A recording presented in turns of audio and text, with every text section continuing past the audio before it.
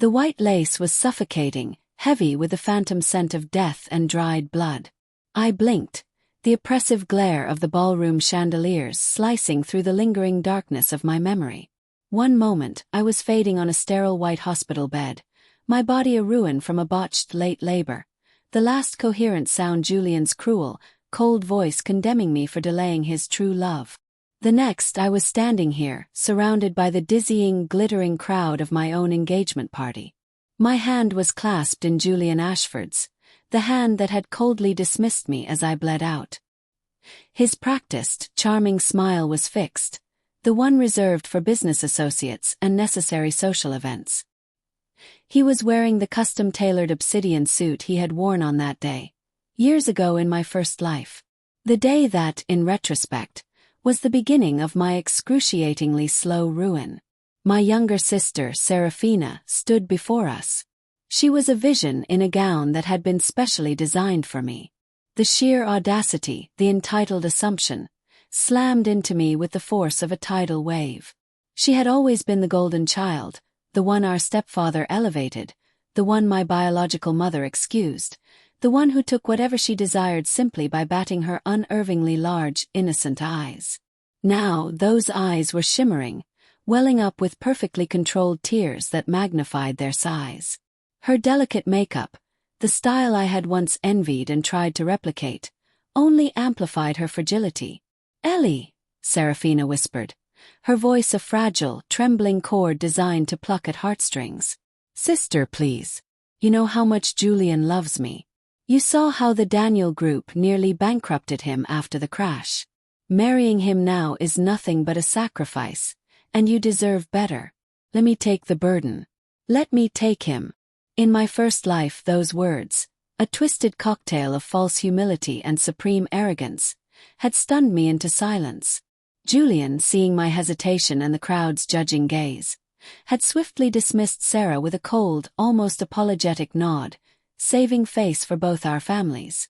I, the dutiful eldest daughter, had held my head high, thinking he had chosen me. What a fool.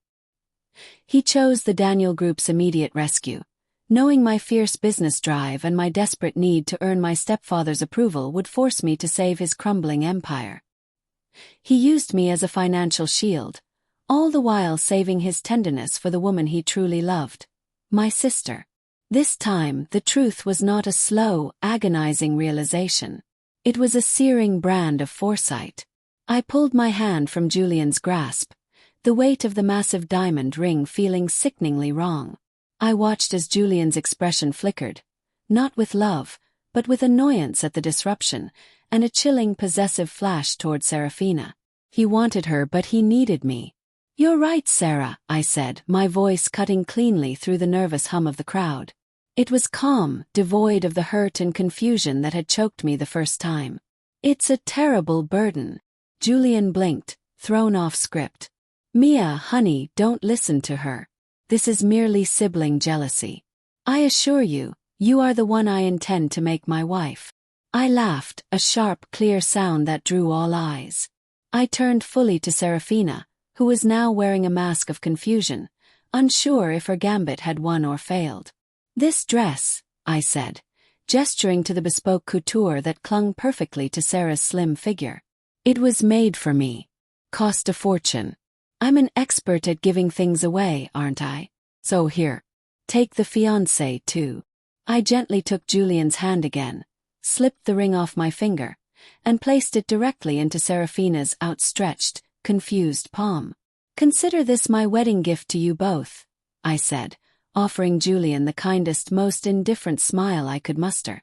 "Julian, I release you from all obligations. The Daniel family needs a visionary, not a caretaker. And Serafina, my dear sister, I leave you with a business empire in urgent need of immediate, grueling, and likely terminal resuscitation. Enjoy your work." Julian stood rigid, his handsome features twisting from surprise to a nascent, terrifying understanding. He had lost his shield. He had lost the one person capable of saving his family name and fortune. Serafina's initial confusion melted into pure, unadulterated triumph, quickly masked by a performative, humble blush. Oh, sister, I never meant. Of course you did, I finished for her, picking up a flute of champagne from a passing tray. And you deserve every arduous, thankless moment of it. I took a sip of the champagne. Tasted like victory. The tension in the ballroom was palpable. People were gossiping, calculating who had gained and who had lost power in the last 2 minutes. I didn't care about them. My gaze was fixed on a figure in the far corner, near the massive French doors leading to the garden. Gideon Ashford, Julian's younger half-brother, the illegitimate son. In my previous life, Gideon had been an afterthought, a cynical presence at family functions, largely ignored by everyone, including the Daniel family themselves. He was forced to marry Serafina after I claimed Julian, and she had swiftly divorced him a year later, calling him a common, unpresentable stain on the family ledger. It was only after that divorce that Gideon truly vanished from society, only to re-emerge years later as the founder of Ascendant Holdings, the monstrous competitor that had strangled the Daniel Group, which I, ironically, had brought to its height, until it could no longer breathe. Gideon's enterprise was the reason I had spent my last 5 years in a constant, sleep-deprived struggle. He was single-handedly my corporate nemesis, and he was my only path forward. I placed the champagne flute down, my heart hammering a chaotic, hopeful rhythm against my ribs. I walked past the stunned Julian and the smug Serafina, moving with a singular, determined stride toward the door. He was just about to step outside, his back to me. He was taller than Julian, broader across the shoulders, and his dark, unconventional clothes stood in stark contrast to the stuffy formality of the gathering. There was an untamed, dangerous energy about him that Julian, for all his aristocratic charm, had never possessed. "Gideon!" called out, reaching the door. He paused, turning his head slowly, a dark eyebrow arched in cynical amusement. "Miss Eleanor," he drawled, his voice a low, gravelly counterpoint to the polite chatter behind us. "A spectacular performance. My brother looks appropriately flustered. I was just leaving before the fallout made its way to the pariah corner." I didn't waste time with small talk. I snatched the abandoned engagement ring, the one Serafina had carelessly left on the nearest cocktail table, and rushed to him, stopping inches away. I grabbed his hand, the same hand that, in another reality, would have signed the documents that crushed my career. I pushed the massive diamond onto his ring finger. It was comically large on his hand, slightly awkward and definitely too tight, but it was there. "Marry me," I said, looking him straight in his sharp obsidian eyes. He didn't flinch, but the cynical amusement dissolved, replaced by a sudden, intense scrutiny. "Excuse me. Marry me," I repeated, lowering my voice to a fierce whisper. "Tonight. Right now. You are unbound and so am I. Let's finish what the Daniel family started." He laughed, a sharp, incredulous sound that held no joy. "I'm Julian's brother. And you just gave Julian away. You're trading an inconvenience for a disgrace. I am, as everyone is painfully aware, an illegitimate son. I have no access to the family's old wealth, no standing, and certainly no political power. Marrying me won't even buy you a seat at the dinner table, let alone the control of a business. It's a dead end, Eleanor. I assure you it will not end well." He was testing me, reciting the exact societal limitations he himself felt, trying to push me away before I could use him.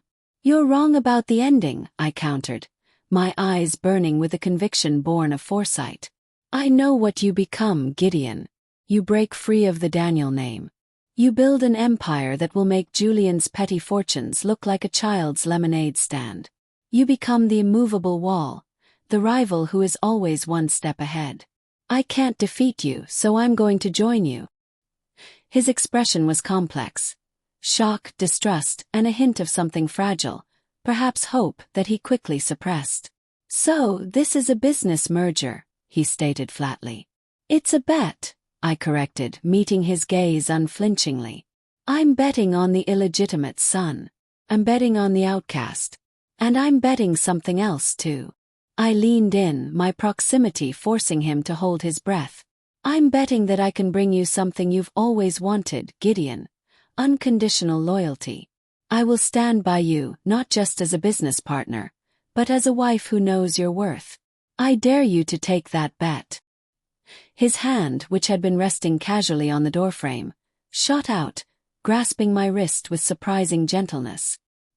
His thumb rubbed the spot where the silver bracelet had often rested in my previous life. "You're mad, Eleanor," he murmured, his breath brushing against my hair. "Absolutely, certifiably mad. But I do admire a woman who doesn't shy away from risk." He didn't remove the ring. Instead, he pulled my body flush against his, using his other hand to tilt my chin up. His eyes now deep pools of challenge. "Fine. You want a bet? Let's raise the stakes. You bet I'll rise to power. I bet you'll regret exchanging the legitimate son for the bastard." He gave a slow, predatory smile. "And I always collect my due, Eleanor. Always." He didn't kiss me.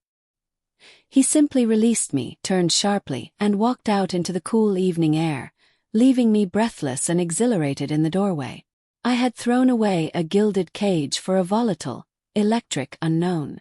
We were married at the city clerk's office 2 hours later, wearing our party clothes. There were no guests, no photographer, and no tearful parents. My biological mother, who had been informed via a terse, one-line text message, replied only with a disgusted single-word emoji. Gideon and I sealed our union over bad coffee and stale donuts at an all-night diner. "Welcome to the marriage of convenience, Mrs. Ashford," Gideon said, looking entirely too satisfied. "It won't be convenient for long," I promised, stirring my coffee. "I have a lifetime's worth of debt to collect from the people currently celebrating our downfalls." The first few months of my new life were a study in contrasts. Serafina and Julian's wedding was a vulgar multi-million-dollar affair, all pomp and circumstance designed to cement the illusion of power that was already bleeding out. I watched the coverage on Gideon's small television in our surprisingly modest rental apartment, feeling only a profound sense of relief. Meanwhile, Gideon and I began our quiet work. I knew his future path, the critical partners, the market disruptions, the timing of key investments. My foreknowledge acted as a flawless navigational system. Gideon, for his part, was a brilliant, ferocious engine. He didn't question how I knew to push for certain deals or avoid certain collapsing sectors. He simply trusted my judgment with a terrifying, absolute faith, as long as I could articulate the why in a purely financial context. He saw the cold, rational businesswoman, and that was enough for him. We built Phoenix Industries, the small legacy company my late father had left me, the company my family had always dismissed. Using the limited capital from the 10% stake in the family business that was technically unrevocable, a loophole my father had engineered, we began to grow. Gideon leveraged his contacts from his years in the shadows, and my foresight guided our investment strategy. Julian and Serafina, tasked with saving the Daniel Group, were sinking fast. They lacked my detailed, almost pathological understanding of the market, and Julian's arrogance led to massive miscalculations. The inevitable confrontation came at the annual Family Day dinner, a purely performative event designed to show solidarity to the board members. "Eleanor," my stepfather, Mr. Sterling, boomed, his face thunderous. "I've heard you've managed to turn a small profit at Phoenix. That is good, Eleanor. But your sister is facing difficulties. The Daniel Group is at a critical junction, and your 10% is soaring in value. You have a familial obligation to contribute that equity to your sister's relief fund." My biological mother, looking drawn and anxious, nodded vigorously. "Darling, Serafina has been under so much stress. You're doing so well you wouldn't even miss that money. It's for the good of the family." I placed my fork down, carefully wiping my lips. Gideon was sitting next to me, utterly silent, watching the proceedings with the detached, deadly air of a predator observing a clumsy hunt. "A relief fund." I smiled politely. "Mother, you and father always taught me to be self-sufficient. When the Daniel Group was hemorrhaging money in my first engagement, I was told to handle it myself. Now, Serafina has caused this loss through reckless overleveraging. Why should my hard-earned profits be sacrificed for her ineptitude? Serafina, seated across the table, finally found her voice, tinged with feigned hurt. Sister, that's cruel. I only took Julian and the Daniel Group because you offered. You should have warned me how difficult it was. You set me up to fail. I leaned back, savoring the moment. Oh, Serafina, how entitled. I set you up to fail, by giving you exactly what you stole. Julian's burden is Julian's price. Your recklessness is yours. I will not hand over my company's critical capital, which is earmarked for immediate expansion, to cover losses caused by someone else's poor judgment. The room went silent. My stepfather's face went purple with rage. That's enough, Eleanor. You forget yourself. Everything you are is because of this family. You are my agent, an extension of the Sterling name. I revoke your authority over all Sterling assets immediately. Get your things and leave this estate. You are no longer welcome here. My mother looked relieved, finally shedding the burden of my existence. I stood up, adjusting my simple but elegant dress. Gideon rose with me, standing protectively at my shoulder. I resigned my agency 2 days after my marriage to Gideon, father, I said calmly, ignoring the gasps. I was legally obligated to inform you 30 days prior. The notice is in your office safe. As for leaving the estate, with pleasure. I never belonged in this gilded cage anyway. I turned, giving the crowd one last glacial look, and walked out. I was waiting on the curb, dragging a single suitcase, when a matte black sedan slid silently to a stop beside me. The window whirred down, revealing Gideon's face. Eleanor, he said, his tone flat. I thought you'd use the company chopper. I'm conserving fuel, I replied, tossing the suitcase in the back seat. I slid into the passenger seat, not waiting for an invitation. They will try to kill Phoenix Industries next. They have to. Of course they will, Gideon agreed, pulling into the flow of traffic. They just gave you the motivation to destroy them. It's a very Sterling thing to do. Within a week, the inevitable lawsuit landed. A construction project managed by the Sterling-controlled Daniel Group had resulted in a devastating accident. Serafina's lawyers, scrambling to shift liability, found a minute loophole in a legacy contract between my late father's company, Phoenix Industries, and the Sterling Group, claiming my father's company was liable for safety oversight. It was a vicious, calculated move designed to ruin my father's legacy and bankrupt me in one blow. The pressure was immense. Protesters, the victims' families rightly enraged, gathered outside our small office building. The lawyers filed motions designed to bleed our meager funds dry. I felt the familiar crushing weight of my previous life's burdens. Only this time they were sharper, more focused. I worked 80 hours straight, fueled by pure spite and caffeine, until the world dissolved into a feverish gray blur. I woke in a soft, dark bed, my head pounding as if a hammer was keeping time inside my skull. The doctor's 4-needle was still in my arm.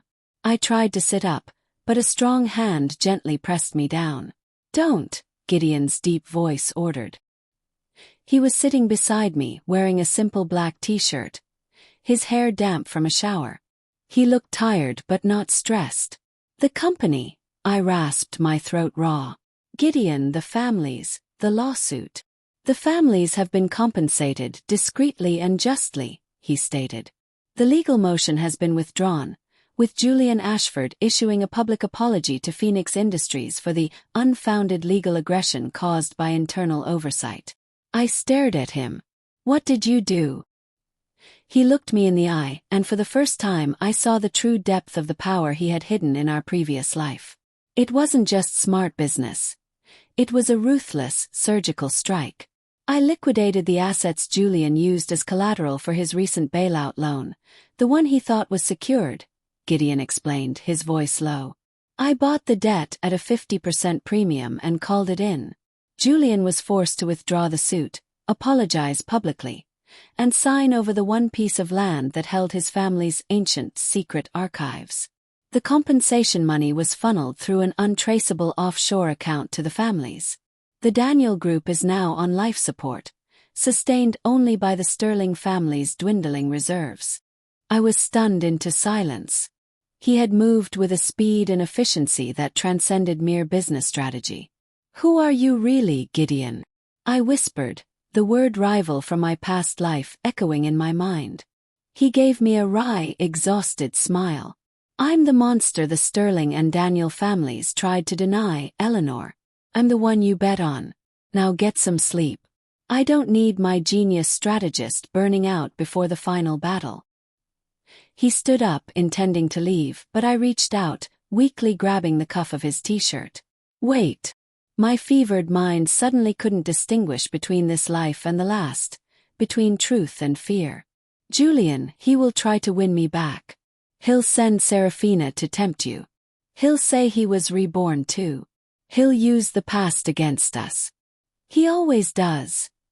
My voice broke off into a shaky, coughing fit. Gideon knelt beside the bed, his dark eyes fixed on my face. The detached monster was gone, replaced by the vulnerable, cynical man I had married. "Reborn," he murmured. "What on earth are you talking about, Eleanor? Did Julian hit you with a contract or a truck?" I couldn't answer, too weak, too disoriented. I only held onto his sleeve, terrified I would lose the one person I had truly chosen. Gideon sighed, running a hand through his dark hair. He gently pushed my hand away and tucked me in. "Listen to me," he said, his voice firm. "You married the illegitimate son, the man they call unpresentable. Why? 'Cause you saw something in me. You risked your future on my strength. I will not allow Julian or Serafina to touch a single hair on your head, or a single dollar in your bank account. You do not have to fight this fight alone anymore. Understood?" I nodded, the warmth of his presence finally pulling me into a deep, healing sleep. The year passed quickly. Phoenix Industries became a behemoth. Gideon and I were dubbed the Ashford Duo, a powerhouse couple whose every move shifted the market. Julian and Serafina were now scrambling at the bottom, their marriage a tense, toxic battlefield built on bitterness and debt. I knew Julian wouldn't stop. His ego was too immense, his belief in my inherent duty to him too entrenched. I maintained strict digital silence, changing my number, but I knew he would use the one thing he possessed that I didn't, the memory of my first life. One night, Gideon went out for an unscheduled, secretive meeting. A familiar, creeping dread settled over me. I drove to the one place in the city that was off the grid, the desolate riverside dock where my body had been disposed of in the previous life, far from surveillance and witnesses. Julian was waiting. He stood beside a large, sleek yacht, his old charm overlaid with a chilling desperation. "Hello, Eleanor," he said, his voice laced with a familiarity that only a shared, terrible secret could bring. "You look well. Better than the last time I saw you, bleeding out on a hospital gurney." My heart seized. He was reborn too. I had feared this. "You always were a slow learner, Julian," I countered, stepping onto the rickety wooden dock. "You should have known my ghost wouldn't rest." His eyes held a triumphant, mad glint. "I knew you'd come. I knew your loyalty. You always came to clean up my messes, even after death. But you chose the wrong horse this time. My brother, he's powerful, yes. But he's a beast. I'm giving you a chance to reset everything, Ellie. Divorce him. Take the Daniel Group back. We can have the life we were meant to have. The life where you condemn me for bleeding while you rush to hold Serafina's hand." I spat the words, tasting the venom of my past rage. "You never loved me, Julian. You loved the shield I provided, and you hated me for forcing you to choose me over her in the first place." His face darkened, revealing the petty tyrant beneath the polished veneer. "She's the reason you failed. She forced me to leave you. And now, I've fixed it." He gestured to the edge of the dock. A woman's body, tangled in a thick rope, floated grotesquely near the waterline. Her pale blonde hair spread out in the dark water, instantly recognizable. Serafina was a mistake, Julian hissed, adjusting his tie. An emotional complication. She couldn't run the business, and she kept crying about you. I put her out of her misery. She's quiet now. Just like you were. He offered a hand. Come, Eleanor. We're leaving the city. On the high seas. No one will ever find us. You can be my only wife, the one who cleans up my destiny. My stomach churned, but my mind remained cold. This was the same endgame, only with Serafina as the victim instead of me. Julian's narcissism knew no bounds. He was using the same script, demanding my presence through guilt and fear. Where is Gideon, Julian? I asked, my voice dangerously soft. You wouldn't have lured me here without disposing of him first. Julian's smile widened, sickly sweet. He took the bet, Eleanor. And he lost. He came alone, thinking he could buy me off. But a man with foresight like me knows how to set a trap. He's already gone. Tears welled up in my eyes, real ones this time, for the man who had loved me in the unexpected, brutal way I needed. I had been so foolishly dependent on my own memory, so convinced I was the only one who remembered the truth. Fine, I choked out. You win. But I won't leave without my husband. If he's dead, then I want to die with him. Throw me into the water, Julian. Do it now. You already know I won't fight you. I walked toward the edge of the dock, offering myself up for the final judgment. Julian seemed momentarily stunned by my absolute submission. My tears, my despair. It was exactly the reaction he craved. His expression shifted to a possessive ecstasy. My beautiful, loyal Eleanor, he whispered, reaching for me. Before he could touch me, a terrifyingly loud, pulsating sound tore through the quiet night. It wasn't a siren. It was a rhythmic, hammering war drum beat. From the murky blackness of the river, a massive, imposing barge, far larger than Julian's yacht, emerged, its floodlights snapping on, blinding Julian and his crew. The booming sound was coming from the barge's speakers, a single, distorted, industrial loop. A calm, deep voice echoed over the water, cutting through the noise. You're wrong about Gideon, brother. I've always been 3 steps ahead of you, even in your best life. The side door of the barge opened, and there he was. Gideon Ashford, impeccably dressed, standing beneath the intense floodlights. His hand resting on a gleaming, heavy piece of hardware, a military-grade remote detonator. I didn't just buy the debt on your assets, Julian. Gideon's voice carried across the water. I bought the company that manufactured your yacht and the dock it's tethered to. I know the wiring layout of every single one of your little toys. Julian paled, realizing the impossible trap. You knew. You used her as bait. Gideon looked directly at me, his face unreadable in the harsh light.